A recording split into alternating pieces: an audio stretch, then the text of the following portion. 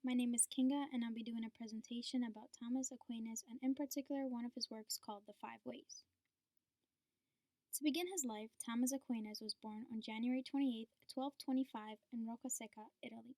He was the son of Landulf of Aquino and Theodora Rosi. Thomas had 8 siblings, and he was the youngest child. Thomas's family members were descendants of Emperors Frederick I and Henry VI, which meant that they would be considered the lower nobility. During Thomas's time, there was a struggle to reconcile the relationship between theology, faith, and philosophy, reason. People just couldn't grasp the idea of how you could have reason and also faith. To that, Thomas said, both kinds of knowledge ultimately come from God, and were therefore compatible, which is why he is known for combining the two and being the most influential thinker of medieval scholasticism. This is where his work of the Five Ways would play a major role. In 1239, Thomas Aquinas began attending the University of Naples, where he had secretly joined an order of Dominican monks. When his family found out, they felt so betrayed that they decided to kidnap him. Thomas's family held him captive for an entire year. During this time, they attempted to change Thomas's new belief. Even with all their efforts, Thomas held to the ideas that he had learned at the university, and once he was released from being captive, he went back to the Dominican order. He continued his studies, and he was ordained in Cologne, Germany, in 1250, and went on to teach theology at the University of Paris. Thomas Aquinas devoted himself to a life of traveling, writing, teaching, public speaking, and preaching. In January 1274, Thomas Aquinas embarked on a trip to Lyon, France, on foot to serve on the Second Council, but never made it there. Along the way, he fell ill at the Cistercian monastery of Fascinova, Italy. Sensing that his death was near, Thomas wanted to remain at the monastery, saying, "If the Lord wishes to take me away, it is better that I be found in a religious house than in a dwelling of a layperson."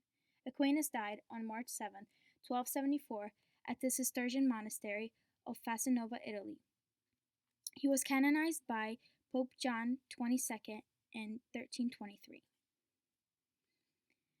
The works from Thomas Aquinas that I will be focusing on is the Five Ways. For each of the ways, I will be delivering an interpretation of my own and summarizing what was said within it. Following each way listed on the presentation, I included a line from the text that summarizes it better. The first way, the argument from change. Our senses prove that some things are in motion. Things move when potential motion becomes actual motion. Only an actual motion can convert a potential motion into an actual motion. Nothing can be at once in both actuality and potentiality in the same respect. Therefore, nothing can move itself. Therefore, each thing in motion is moved by something else. The sequence of motion cannot extend to infinity. Therefore, it is necessary to arrive at first mover, put in motion by another, and this everyone understands to be God. The second way, the argument from causation. We perceive a series of efficient causes of things in the world. Nothing exists prior to itself. Therefore, nothing is the efficient cause of itself. If a previous efficient cause does not exist, neither does a thing that results it. Therefore, if the first thing in a series does not exist, nothing in that series exists. If the series of efficient causes extends to infinity into the past, for then there would be no existing now. That is plainly false. Therefore, efficient causes do not extend to infinity into the past. Therefore, it is necessary to admit a first efficient cause to which everyone gives the name of God. The third way, the argument from contingency. We find in nature things that are possible to be and not to be, that come into being and go out of being. Assume that every being is a contingent being. For each contingent being, there is a time it does not exist.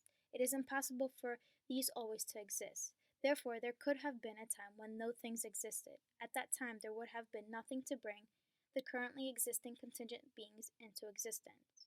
Therefore, nothing could be in existence now. We have reached an absurd result from assuming that every being is a contingent being. Therefore, not every being is a contingent being. Some being exists of its own necessity and do not receive its existence from another being, but rather cause them. This all men speak of as God. The fourth way, the argument from degrees of excellence.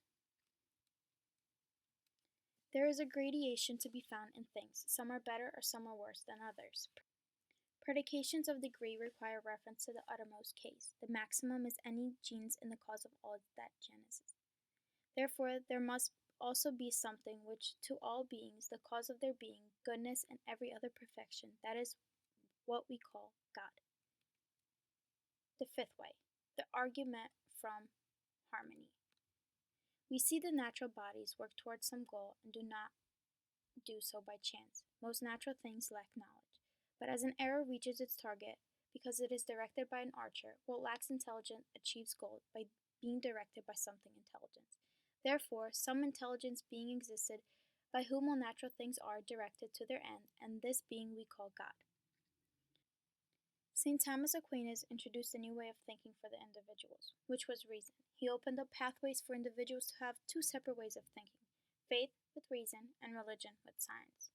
His way of teaching was allowing individuals to come together and allow others to see that individuals who were not Christians still could hold great knowledge, and he did this by defining secular, natural laws, and religious, eternal laws.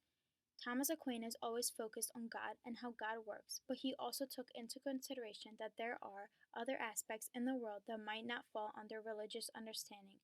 But with his teachings of reasoning, it made it acceptable to understand both worlds and remain a good Christian. Thomas simply wanted the people to have a better understanding of the two separate worlds and how they go hand in hand. I think that during the time Thomas was trying to teach or let others understand was mind blowing. There is no way religion and science could coexist, or even Christians and non Christians. And I think the five ways was a way of interpreting and showing that science and religion do, in fact, go in hand, and you could be a good Christian as well as a good individual, but share the same or different knowledges. And this concludes my presentation. Hope you enjoyed. Thank you.